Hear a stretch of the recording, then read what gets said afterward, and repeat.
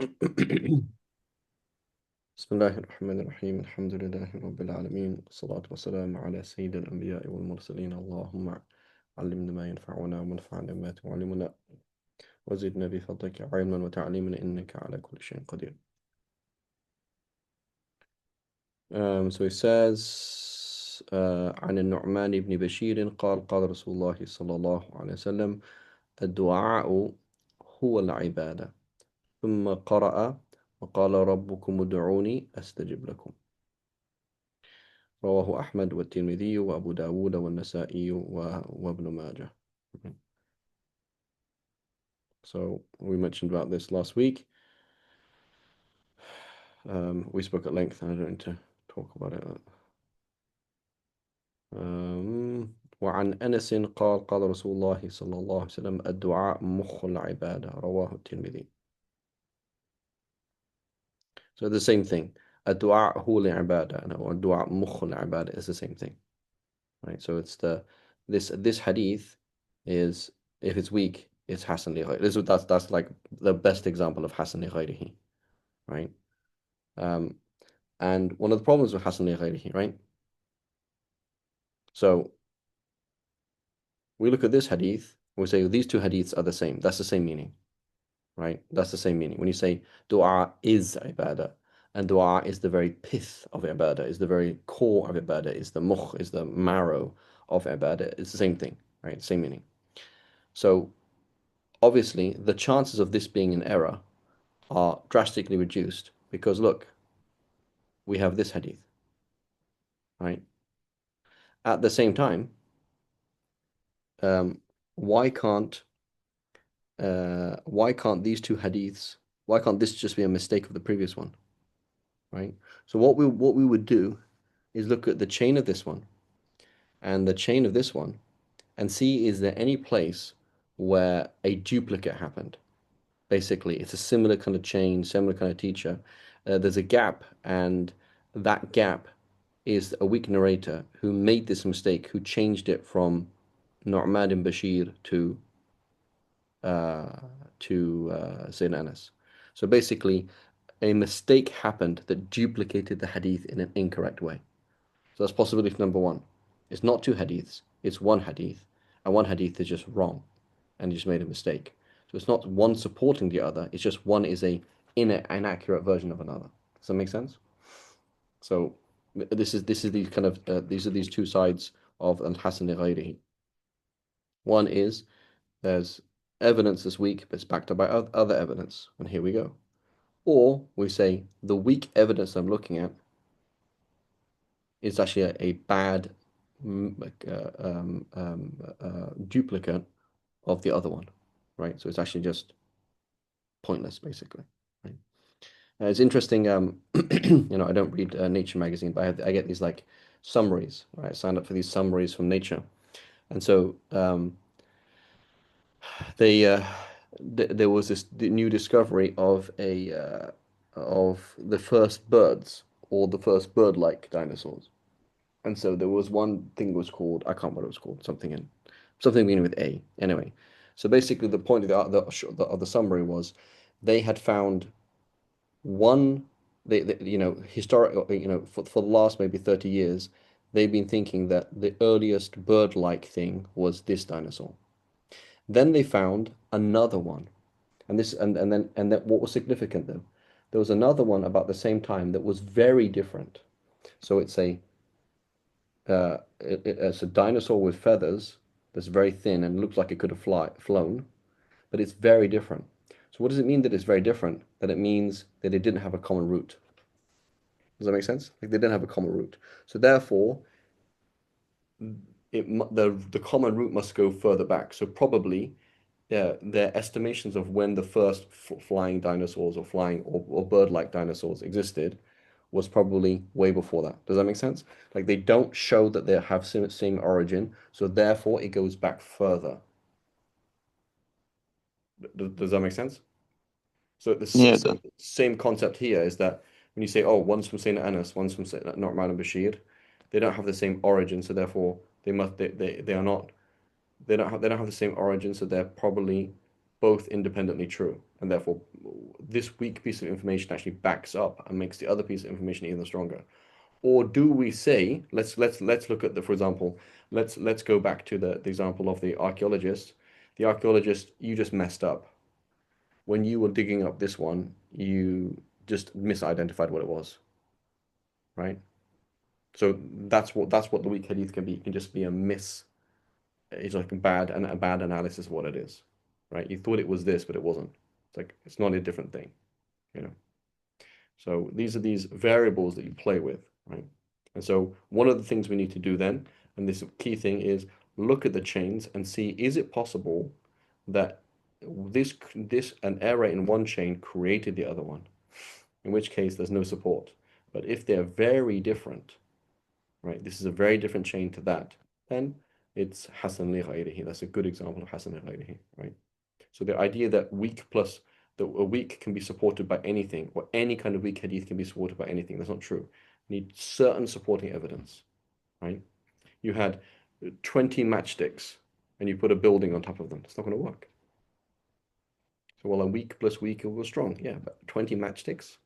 I need to have something that's almost strong enough to hold up a building and something else that's almost strong enough together, yes, right? Something that's on the edge, right? As Abu Hatim Razi says, يُكْتَبْ حَدِيثُهُ وَيُنظَرْ فِيهِ, right? We will write his hadiths and then think about it, right? I'm looking for something that will tip the balance. I'm not going to accept it, but I will wait for something to tip the balance, you know?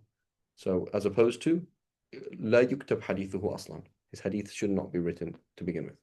Worthless. The hadith is too weak. Okay. وعن أبي هريرة رضي الله عنه قال رسول الله صلى الله عليه وسلم ليس شيء أكرم على الله من الدعاء. أكرم meaning more dear to him. There's nothing more cherished, right? أنت كريم على الله. What does that mean? You are cherished by Allah, right? There is nothing that's more cherished to Allah than dua, right? So, we spoke about this at length last week. But again, we always like, oh my God, why is my life so difficult? Like, I'm really stuck. I was like, well, actually, if you're stuck and you're making dua, like really like tearful dua regularly, you're in a great state. If you're not making tearful dua regularly, you're not in a good situation at all, right? You're not in a good situation, right? I don't know who it was, one of the one of the shuyukh that you find in the Risala Qushariya, he said, لكل شيء علامة. لكل شيء علامة. Every single thing has a sign. وعلامة الخذلان ترك البكاء. And the sign of being God-forsaken, that you've just been left, like you've just been fired, is that you don't cry. Right? That's a pretty big statement, right? And every single thing has a sign. How do you know that you have a non-relationship with Allah subhanahu wa ta'ala? You don't cry. Right? So this person's like, Ya Allah, please help me. Ya Allah, please forgive me. Right? What is it better to be in a situation where you're like Allah and you're like you're just broken, like I don't know how to get out of my alcohol addiction, as opposed to I'm just a Molana and I'm just a religious guy. It's better to have a heart broken to art. Like I don't know what to do, honestly. I don't know what to do. I'm stuck. I have no way out. Right? And you really feel your ittirar in Allah. You feel that you're muttar, that I have no one to turn to apart from Allah. Thank you. Finally, this person has woken up, as opposed to the person who seems everything is good, I'm doing what's right, and everything's working out in my life. It's not a good situation to be in. If you're in a good situation, if you are everything's working out in your life and you're crying to Allah subhanahu wa ta'ala and you're thanking Allah subhanahu wa ta'ala, that's fantastic. Right? But often we're not like that. And often it takes crippling difficulties in our life, like you don't know what to do, you just don't have a way out. Right? You were always trying to find ways out other than Allah, and now you have only one way out, which is Allah. Finally, you understand la ilaha illallah. Finally understand the ibadah. Right? وعن سلمان الفارسي قال رسول الله صلى الله عليه وسلم لا يرد القضاء إلا الدعاء ولا يزيد ولا لا يرد عفوا لا يرد القضاء إلا الدعاء ولا يزيد في العمر إلا البر. Right? So, how is that true? Literally, right? لا يرد القضاء إلا الدعاء. What does that mean? It means a dua. جزء من القضاء, right? الدعاء. So Allah قضى أن عبده دعا, right? So that's part of قضاء القدر. But practically speaking, that's very useful, right? Otherwise, the if you were proper Jabariya, the Jabariya, why would you make dua? Just stay there and just like don't. What's the point of making dua? Right? What's the point of doing good deeds? Because خلاص it's majboor. Right? I'm either going to go to heaven or hell. I'm either going to be forced to do good deeds or forced to do bad deeds. خلاص. It's not like that. Right?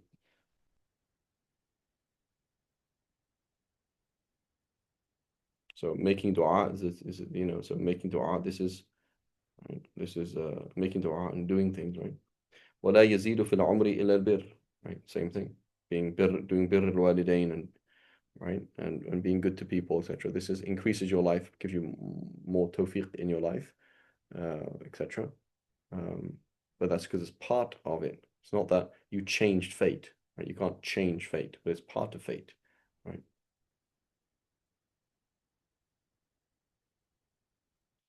Just like your istighfar is part of fate, right? وعن ابن عمر رضي الله عنه قال قال رسول الله صلى الله عليه وسلم إن الدعاء ينفع مما نزل ومما لم ينزل فعليكم عباد الله بالدعاء, right? So you're making dua for things that have afflicted you and things that have not afflicted you yet. So make dua, oh Allah, please do not afflict me, right? من تعرف على الله في الرخاء يعرفك في تعرف على الله في الرخاء يعرفك في الشدة, right? Get to know Allah, build that relationship of absolute duress, like, oh my God, I have no way to solve anything other than through you, Ya Allah, before the problem happens, right? And then when it happens, it becomes easy. Otherwise, it's very, very hard. رواه أحمد عن معاذ بن جبل قال الترمذي وهذا حديث غريب, right? ظاهر أنه ضعيف. وعن جابر رضي الله عنه قال قال رسول الله صلى الله عليه وسلم ما من أحد يدعو بدعاء إلا آتاه الله ما سأل أو كف عنه من السوء مثله ما لم يدع بإثم أو قطيعة رحم.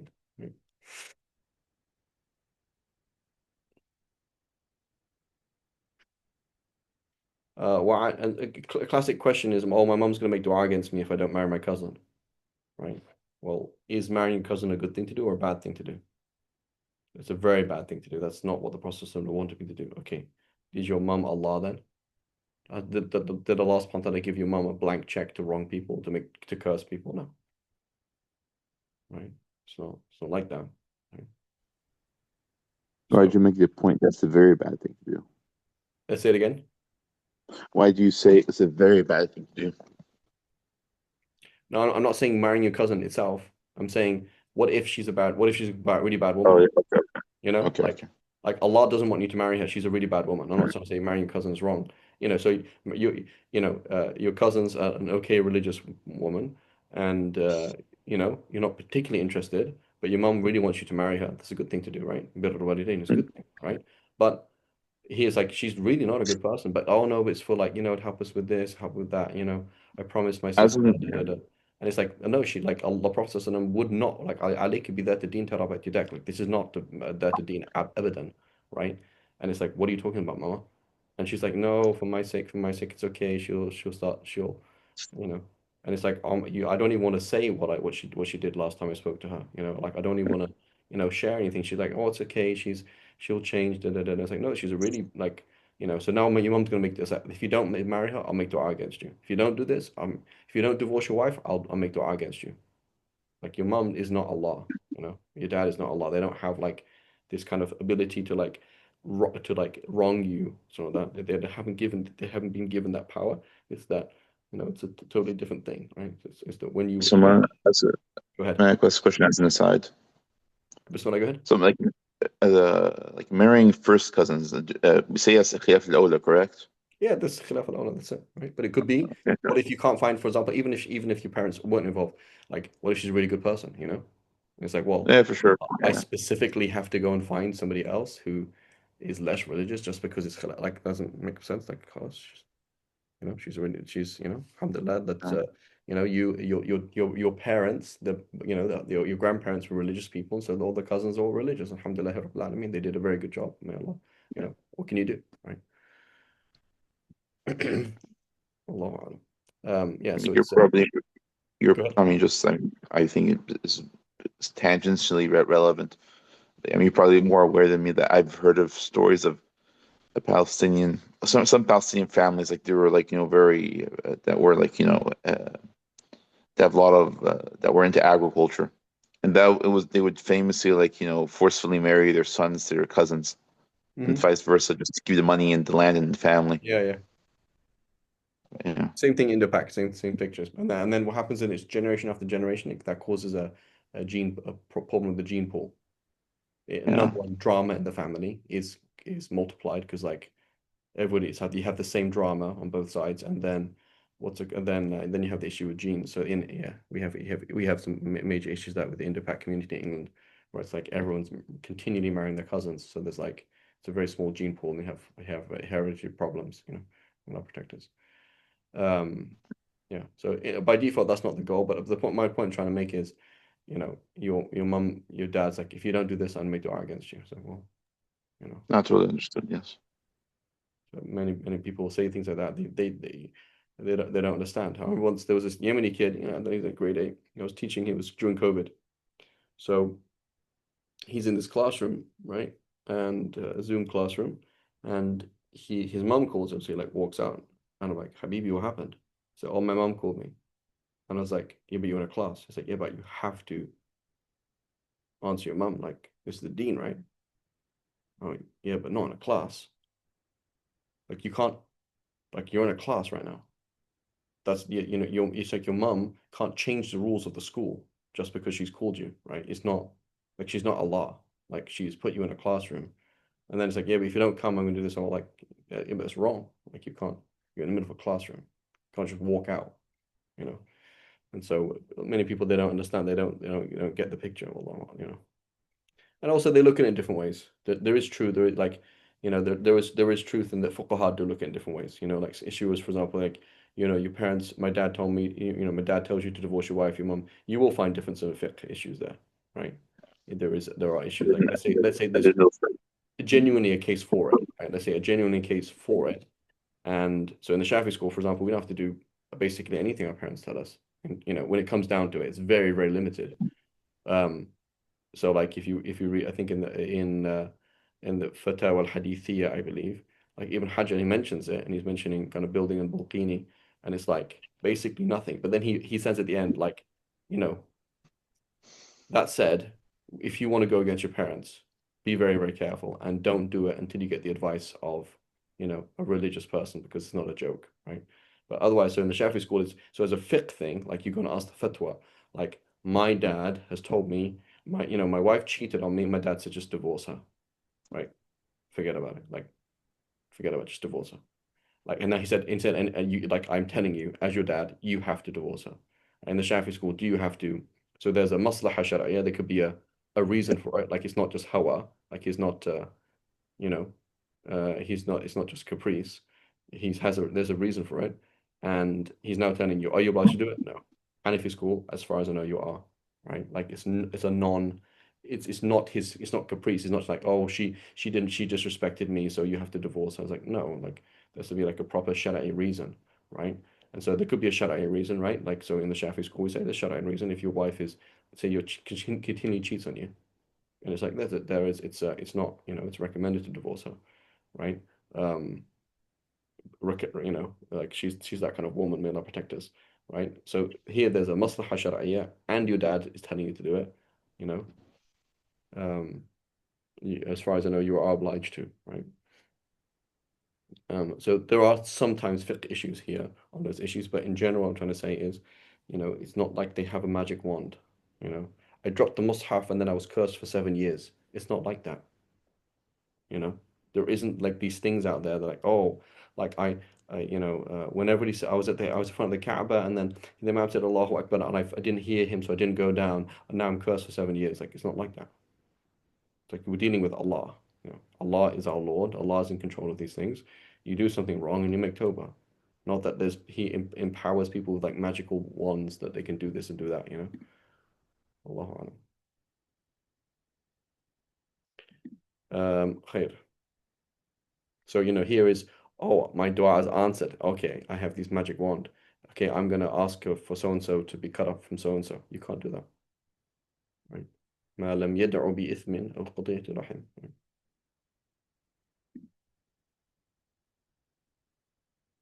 Oh, great. You can please share it, inshallah.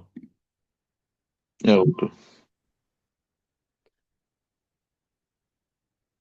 Okay. وعن ابن مسعود رضي الله عنه قال قال رسول الله صلى الله عليه وسلم سلوا الله من فضله فإن الله يحب أن يسأل وأفضل العباد وأفضل العبادة انتظار الفرج.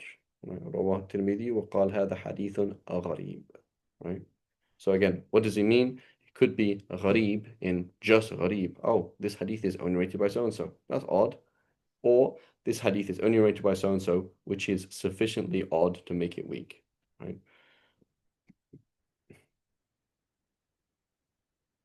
وعن أبي هريرة قال قال الرسول, particularly if they're very late. Right. We mentioned that from Imam al-Dhahabi. They mentioned says you find someone in the year like 50. He's like, yeah, you could in the year 50, you could be the only person who knows hadith. Why not? In the year 75, in the year 100, in the year 125, in the year 150, maybe. In the year 175, 200, very unlikely that you're the only person rating this hadith, right? So when you get to the time of the author of the six books, or their shuyukh, or the shuyukh of the shuyukh, you don't find people really with they're the only person who writes this hadith. That's not very common, unless there's some giant like Imam Malik, right? Oh, Imam Malik's the only person who writes the hadith. Okay, but even that, like look at Imam Malik, look at his hadiths. Oh, Sufyan, Imam Shafi'i said all the hadith. She said Imam Shafi'i says the hadith of halal haram are approximately 500. All of them are with Malik, apart from 30 that are with Sufyan ibn Uyayna, right? So basically all of the hadiths that Malik has, Sufyan ibn Uyayna has. So khalas, that's even of the time of the shuyukh of the six books, right? So so when you have when you are late in history, the likelihood of you having a hadith that someone else doesn't have is very unlikely. So you have to really be amazing. Whereas to narrate a hadith that's for you to do for there to be tafarrud, that you're the only person making hadith on a previous generation, not a big it's a bit easier, and you don't have to be that amazing. So what we'll do is we will every each generation will put the level the standards have to be higher and higher and higher. If I quoted a hadith today that nobody else knew, I mean, it's basically impossible, but like, how is it that you know a hadith that nobody else knows for you? Like, are you some kind of amazing person? Yeah, I'm 100% amazing. I have access to manuscripts that no one else has. Okay, sure, fine. But if that's not the case, I'm not going to believe you. Simple as that, right? And so after the year 200, right? It's like you don't. Whenever somebody after the year 200 has a hadith that no one else has, it's just odd. It just sounds funny. Unless they spent a ridiculous, they spent 20 years with that sheikh. Like, okay, you spent 20 years with that sheikh, and you narrate a hadith from him that nobody else narrates. Okay, but really, otherwise, like you're not one of his ashab. You didn't spend that much time with him. You have a hadith that no one else narrates. You're not from that city. It's kind of just weird, right? It's gharib, i.e., weak, right? Even if you're a thiqah, right? That's important. Even if you're a thiqah, but that doesn't make any sense given where you are in the timeline, who you're narrating, and also the content as well. وعن أبي هريرة قال قال رسول الله صلى الله عليه وسلم من لم يسأل الله يغضب عليه, right? رواه الترمذي. Because again, what are you saying implicitly, right? So let's Aban inshallah is going to get married on Friday, ya Rab. But as husbands, right? Hussein, right? Sheikh Hussein is like your wife needed some money.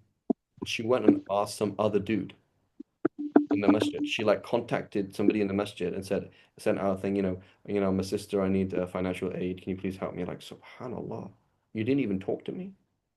Like that's like an affront, right? To me as a husband, it's like, what's your problem? It's not about embarrassing me, but it's like that's my that's my role as a husband. Like I'm a provider. Like you can't take that away from me. If I don't have the money and I'm sick and you're going to ask something else, my husband's sick, no one to support us, please. And she's like, I'm in and out of a coma and she's going to ask people for help. Okay, that's different. But it's like, at least come and ask me. I will borrow the money for crying out loud if you need the money. but don't go and ask some other person, you know? So that's right. That's as a husband, right? Or as a father or something like that, right? So with Allah subhanahu wa ta'ala, you're basically saying you are breaking that relationship. Like Allah subhanahu wa ta'ala is ghayur, right? He has ghayra, he has yaghar. He's like, I am your Lord, ask me, turn to me. Don't turn to other things. So when you're not asking, you're like turning to something else. Like you have a problem, back problem, medical problem, emotional problem, relationship problem, family problem, money, financial problem, whatever it is, mental problem. I'm giving this to you so that you ask me, not that you put your hopes in something else, right? And even if you do take other means, you go to the doctor, you take this medication, you do for marriage counseling, you do whatever it is, problem, whatever outward solutions that you take, you're relying on me. And whenever you don't rely on me, right? One of the awliya said this, quote, على لسان الحق سبحانه وتعالى, ما كنت بي فأنت في محل القرب, right? As long as you exist through me, you're close, right? Ya Allah, I need you. Ya Allah, help me. Ya Allah, everything. Allah is your samad. Everything revolves around Allah subhanahu wa ta'ala. But as soon as you don't do that, you know, then it's not a close relationship, right? Right. من لم يسأل الله يغضب عليه. So every single thing, big and small, make dua. Ya Allah, Ya Allah, Ya Allah. وعن ابن عمر رضي الله عنهما قال قال رسول الله صلى الله عليه وسلم من فتح له منكم باب دعاء فتحت له أبواب الرحمة وما سئل الله شيئا يعني أحب إليه من أن يسأل العافية, right? So dua is a huge thing, and you should particularly make dua for al-afiyah. رواه الترمذي, and see the hack on that. وعن أبي هريرة رضي الله عنه. You see this? I really like seeing this. لم تتم دراسته. Haven't researched the hadith properly yet. That's a nice thing to hear, you know? It's beautiful. Sakhawi, who's the author of Al-Mughni, in the Takhrij of the hadith. That's Al-Iraqi, Al-Iraqi, right? When he's doing Takhrij of the hadith of the Ihya, he's like, what does he say? لم أجده, right? So there's a hadith that's in Ihya, it says لم أجد, I couldn't find it anywhere. So that's قمة التواضع. I'm not saying it's hadith. I'm not saying it's not a hadith. I'm not saying it's weak. I'm just saying I personally couldn't find the hadith. You could probably infer that if I can't find the hadith, it's not a hadith, right? That's a good inference. But I didn't say that. I said لم أجده, right? Right. So this is, and the same thing, subhanAllah, even with tasheeh, right? Like here's a hadith with a weak chain. Okay. Did you find another weak chain for it? No. Is there another weak chain for it? Oh, I don't know. Okay, so then how do you know if it's daif then? Because maybe it's Hasan li ghayrihi, you know? So it's a tawaqquf is good. Like, I don't know. Totally fine thing to do. Right? A tawaqquf is like, yeah, I'm not sure. Lam tutim dirasatu. Very nice thing to say. Whoever's saying it, Salafi, not Salafi, I don't care. But like, it's a beautiful thing to say. Like, I don't know. It needs to be researched. Right? Ta'ammal, right? You've seen the Hawashi. Ta'ammal. Think about it. Right? لم لم يبعد جوازه, right? لم يبعد حرمته. It wouldn't be far-fetched to say this haram. Okay, is it haram? I don't know, but it wouldn't be far-fetched, right?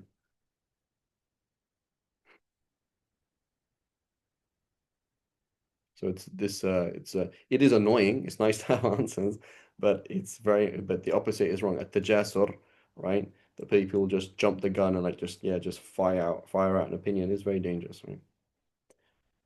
وعن أبي هريرة رضي الله عنه قال قال رسول الله صلى الله عليه وسلم من سره أن يستجيب الله له عند شدائد فليكثر دعاء في الرخاء, right? So this is, it comes to the hadith, تعرف على الله في الرخاء يعرفك في الشدة, right? So that's a shahid for the hadith, right? رواه الترمذي وقال هذا حديث غريب, right? And if you said هذا حديث حسن غريب, it also makes sense. The chain itself is weak. It's odd that this person owner is so and so, right? But هذا حديث حسن غريب as well. I mean, it's حسن لغيره, right? So saying هذا حديث حسن وهذا حديث حسن غريب is not a contradiction. So it's a gharib, it's odd. The only person who reads this hadith is so and so, and that's not good enough, even though he's a thiqah, or he's weak, or it's odd that he's narrating it, whatever it is. There's gharaba in it. That's kind of strange. But there's other supporting evidence for it, right? So it's hasan, right? So هذا حديث حسن أي حسن لغيره and gharib in itself, right? وعنه قال رسول الله صلى الله عليه وسلم ادعوا الله وأنتم موقنون بالإجابة واعلموا أن الله لا يستجيب دعاء من قلب غاف لاهٍ. Right?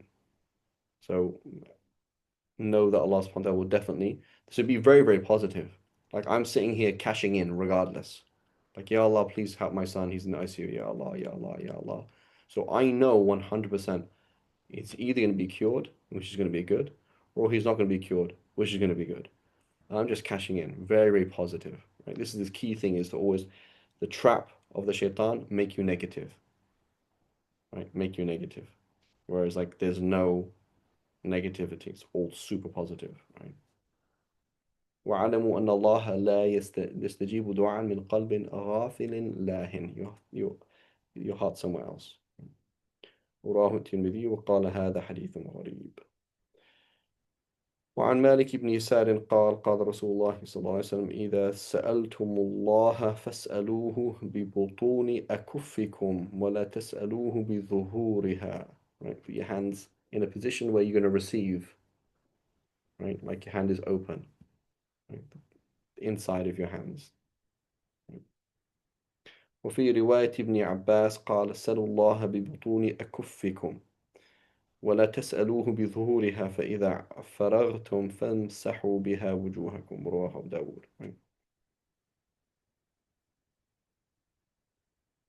Um,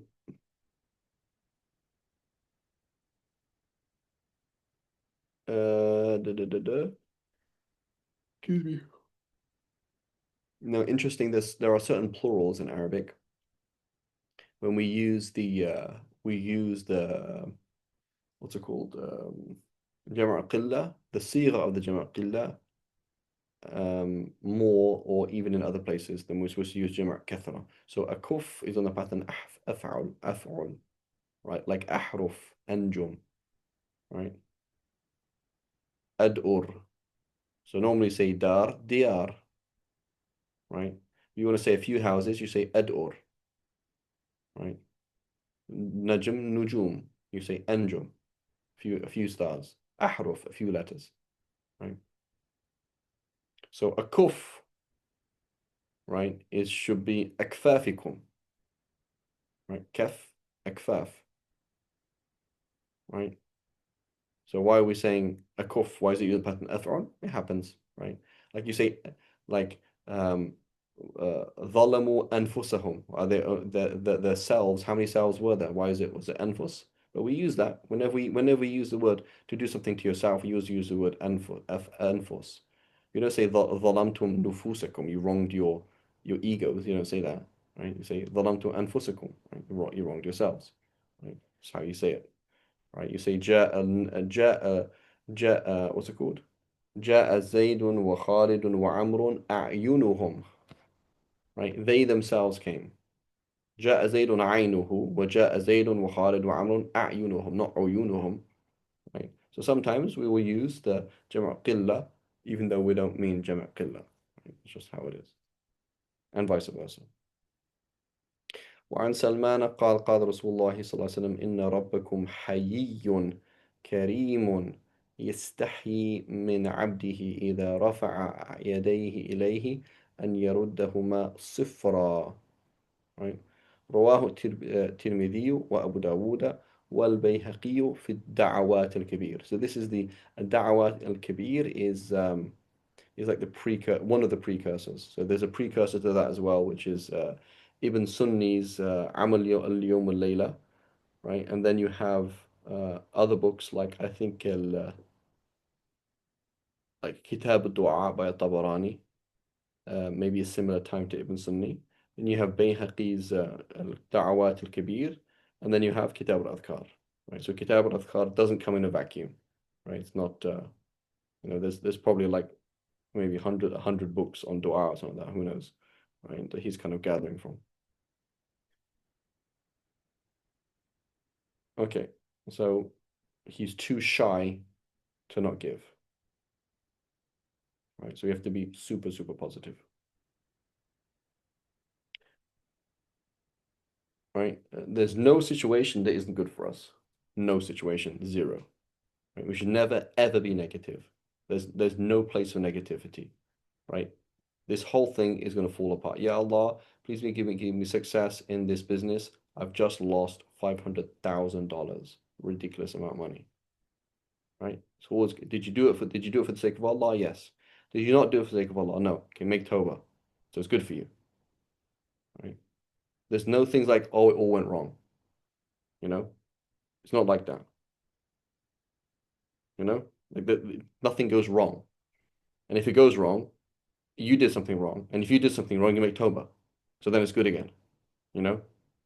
There's no such thing as like it all went wrong, right?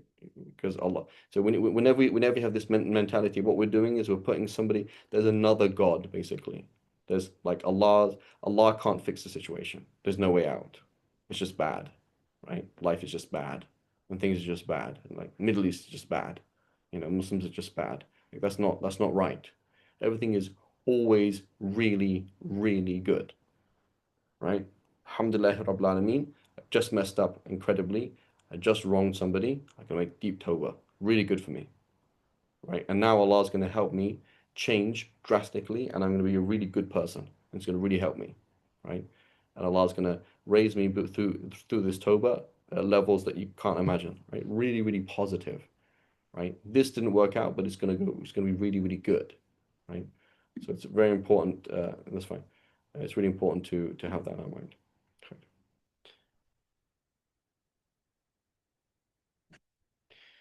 Um, okay. Hussein, another 10 minutes, is that cool? Yep. إن وعن عائشة رضي الله عنها قالت كان رسول الله صلى الله عليه وسلم يستحب الجوامع من الدعاء ويدع ما سوى ذلك. He used to ask comprehensive. So he wouldn't be like, oh Allah, please give me, um, you know, F-250 with rims like this. Because that's very specific. So Allah, give me the best, coolest cars in the world and the best health, success in my family, ease, good akhlaq, help me memorize the Quran, help me understand fiqh, hadith, this, like very, very big, right? Because again, the Prophet has mushahada of al-haq, right? Mushahada of Allah's qudra. So you can't not, right? So you go to the candy store with all of these things, you can't like not see them, right? So his aspiration is commensurate with how much he appreciates Allah's qudra. All right, and so the bigger you ask for, the more you have appreciation for Allah's qudra, right? Particularly if you don't deserve it, and particularly if it's impossible, right?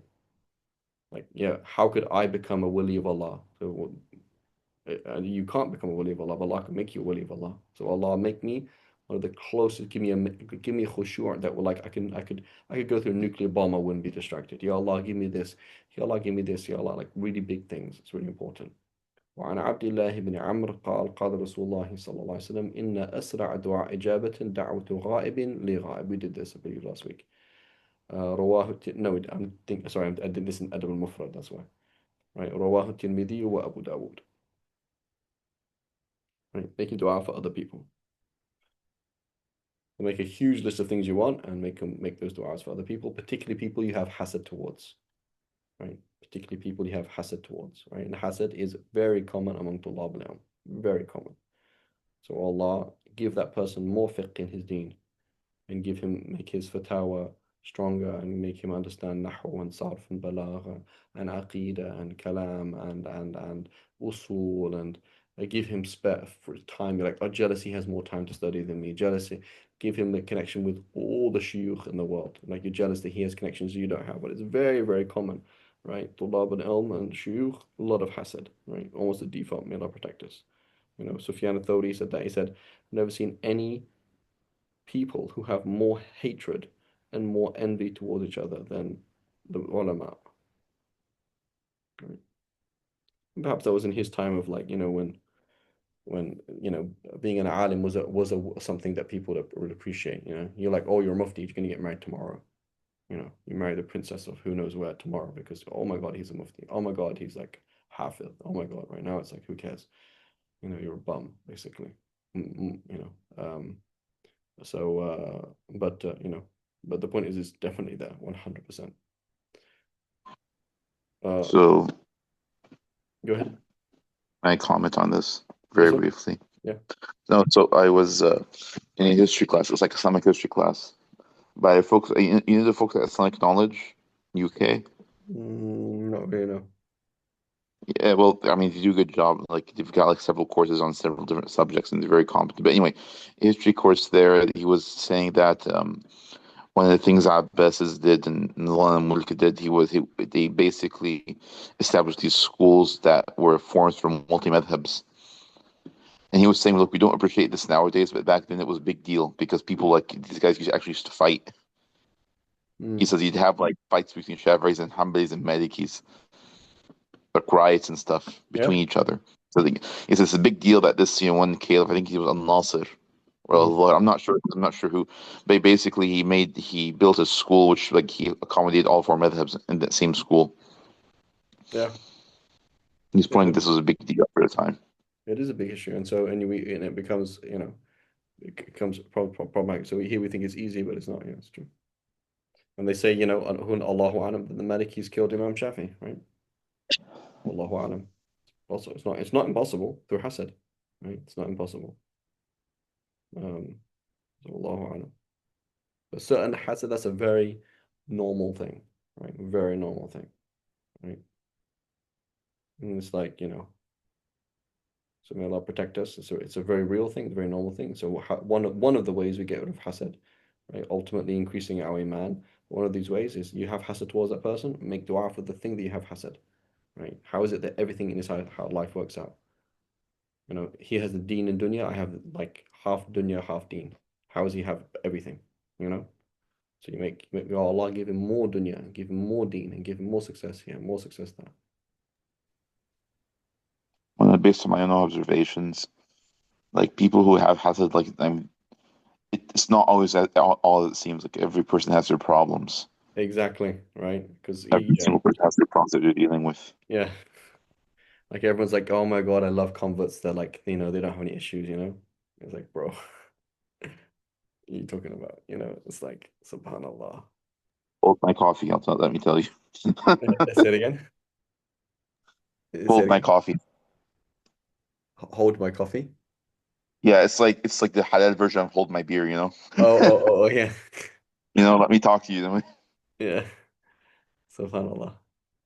Yeah, it's rough, man. Like you see, I remember one brother, subhanallah, like, I was like, there was this lady, she visited us, my family once, and my dad's like, oh my God, look how nice converts are, like, just so nice, like, so polite and just like no baggage and all these things.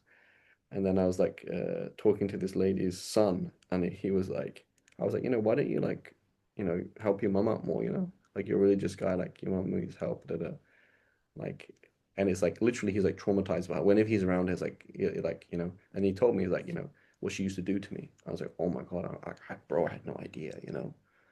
I, I, so like I'm like, kind of semi giving him a dig because he's like my friend. I'm like, this is, and he's like, this is what she used to do to me. I'm like, oh, I'm sorry. Here's this really nice lady that, she's a convert and it's really nice. But it's actually, it's rough, super rough, right? Like, how common would this be in an Arab family that that I have to go and look after my grandma because she's an alcoholic and keeps getting drunk and like abandoned in random places. Like, is that a thing that happens? Like your grandma who's like it gets drunk and like abandoned in some place. Like that's like crazy. What are you talking about? Like what? Like I mean, you can have you can have issues, but it's like what? Like your grandma gets drunk and is like like people steal her money. Like what? You know, that's the kind of like it's a kind of insane situation. Like you have to go and protect her from herself and other people harming her. Like what? Because this is the non-Muslim world, right? It's like crazy, you know, like you're not protect her. So yeah, 100%. Everyone's like, yeah, the you know, you have no idea what kind of problems that person has. Right? Many talented people are super have super anxiety and super problems and all sorts of things. You know? Even people like who are very learned, they have their own problems too. It seems they have the most problems. Yeah, you're not protectors. I mean, وعن أبي هريرة رضي الله عنه قال, but some people they don't, right? So some people are like, actually, everything's fine in his life, everything's wrong in my life, right? And there's like a genuine logical reason to have hasad, but that's wrong, right? You should have, you're happy, right? Like, you know, لا يؤمن أحدكم حتى يحب لأخيه ما يحب لنفسه. Like you are genuinely happy when the other person has more of every single thing in the deen and dunya that you want, they have it. You're genuinely happy, right? That's how we're supposed to be, not hasad, which is you know, I thought I was kind of above him on this at least, and how it turns out that he, by the way, while doing his hifs, he also did a master's in like French literature. Like, bro, how like you know, it's like I don't get it, you know. And he got married at 15 and whatever, and I don't know, and he has like everything's great and whatever. It's like I don't get, you know. It's you know, so there are scenarios like that, right? And but what do? You make dua for them. Every that particular thing that you have hasad towards, you make dua for that person. That's the thing. وعن أبي هريرة قال قال رسول الله صلى الله عليه وسلم ثلاثة لا ترد لا ترد عفوا لا ترد دعوتهم الصائم حين يفطر والإمام العادل right ودعوة المظلوم يرفعها الله فوق الغمام وتفتح لها أبواب السماء ويقول الرب وعزتي لأنصرنك ولو بعد حين أي the nafs or the da'wah right? The da'wah right? I will notice how Allah speaking to the da'wah is making it human right لأنصرنك أي the dua, right? I will surely do it ولو بعد حين. Right? so not to be pedantic, but the whole Salam Yuftar, is it just before he breaks his fast or after he breaks his fast? Uh, I think I think it's just after you break your fast. So the dua, where is it? Here we go. One second. I have Muqaddimah Hadrami right me. So just in terms of when we say that dua, right? And so I'm pretty sure that we break your fast and then say it. That's what I remember. It was where is it? So I'm just saying that's not necessarily um uh I mean, that's why I learned too, right? But then, like, my wife told me that these that, like, she kind of like friendly way gets after me. It's like, no, it's like while you're fasting, while you're still fasting, no, you yeah, broke yeah. your fast. 5, 6, 3.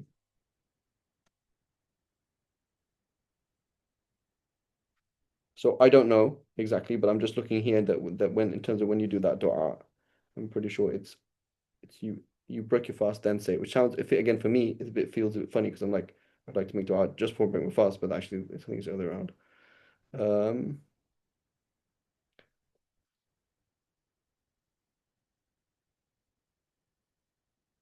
Also the dua of the fasting person. It's not just so there's a special dua at that time for 6 3, but also in general when you're making dua, right? 5, 6, 3.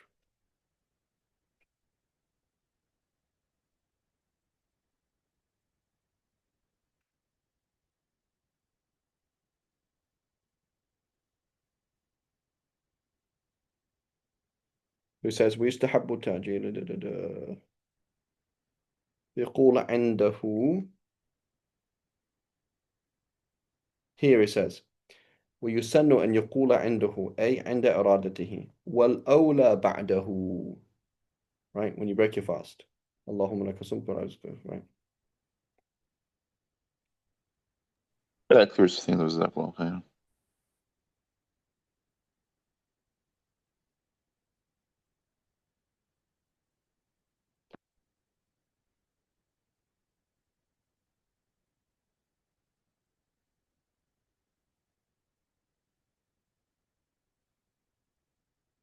Yeah.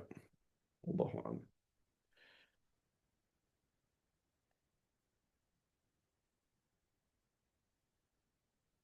وعنه قال قال رسول الله صلى الله عليه وسلم ثلاث دعوات مستجابات لا شك فيهن دعوة الوالد ودعوة المسافر ودعوة المظلوم رواه الترمذي وأبو داود وابن ماجه.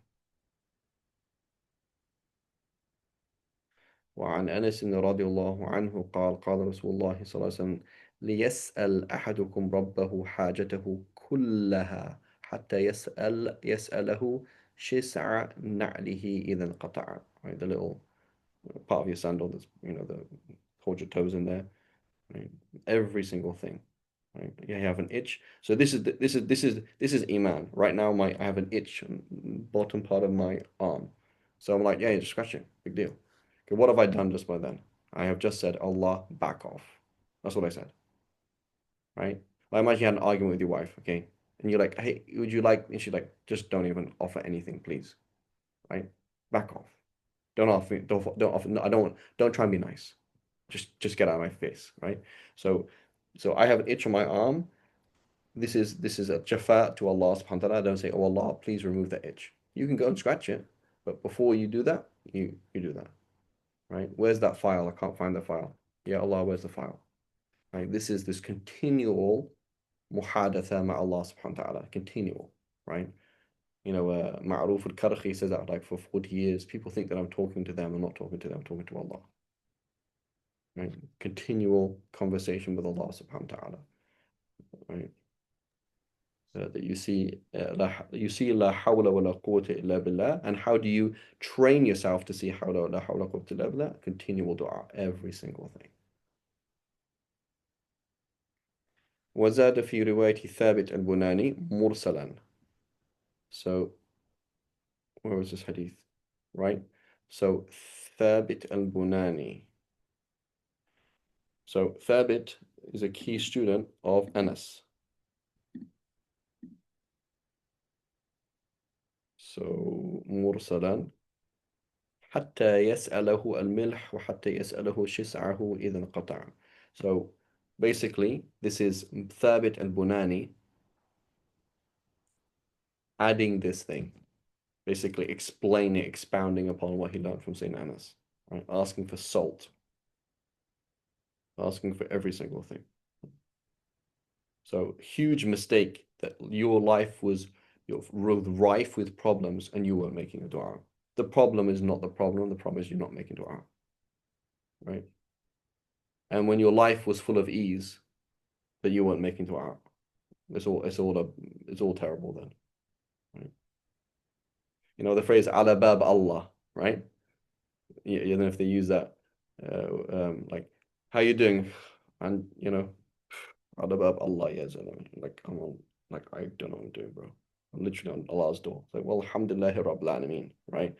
Somebody who doesn't feel that on the ala bab Allah, like you don't feel that you're on Allah's door, like knocking, like, Ya Allah, please help. You have a huge problem, right? It's much better to be in a big mess, like I don't know what to do, like just lost. There's no things don't make sense, right? Things do not make sense. All I can do is make dua to Allah. There we go. As opposed to things make sense. What do you mean? You have another solution besides Allah? Like you have another way of getting around things besides Allah? Like you have right?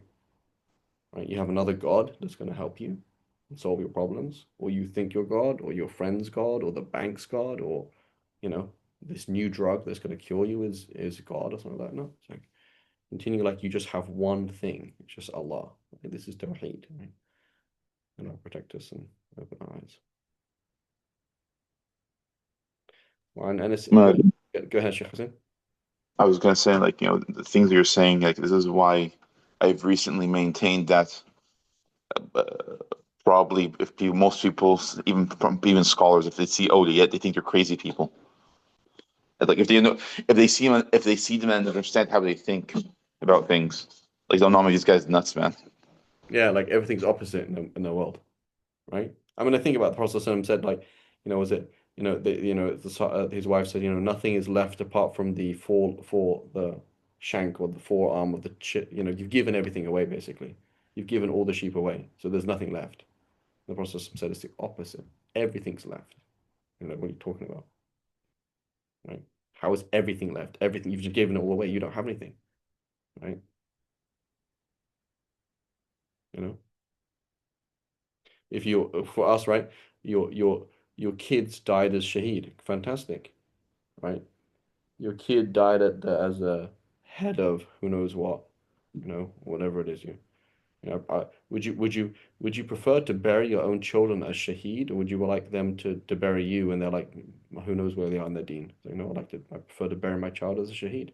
At least like he made it, like, I have him, like I've saved him, right? As opposed to, like, have you saved your kid? Like, so it's the opposite. Everything's the opposite. And people actually find it crazy. They're like, you're kind of crazy the way you function. But you have to be crazy because they don't because in reality they don't have La ilaha illallah Muhammad Rasulullah. Period. They don't have it. They don't see that the only way to happiness is Allah, and they don't see the only way to express that is through the Sunnah. They don't see it. So everything's on a different tangent. It's like shortcuts here and this and that. Right? May Allah protect us. وعن أنس قال كان رسول الله صلى الله عليه وسلم يرفع يديه في الدعاء حتى يرى بياض إبطيه, right? Raising his hands very high. وعن سهل بن سعد عن النبي صلى الله عليه وسلم أنه قال كان يجعل إصبع وأصبعيه. There's like five different ways of saying it, by the way. إصبع أصبع إصبعيه حذاء منكبيه ويدعو, right? So it's parallel to his shoulders, right? وعن السائب بن يزيد عن أبيه أن النبي صلى الله عليه وسلم كان إذا دعا فرفع يديه مسح وجهه بيديه. وراه بيهقي الحديث الثلاثة في الدعوات كبير. And so what is it most likely? Weak, right? All of these hadiths are weak. Allah Alam. Okay, inshallah, let's stop here. وصلى الله على سيدنا محمد وعلى آله وصحبه وسلم. سبحانك اللهم وبحمدك أشهد أن لا إله إلا أنت نستغفرك ونتوب إليك. السلام عليكم ورحمة الله. جزاك الله خير.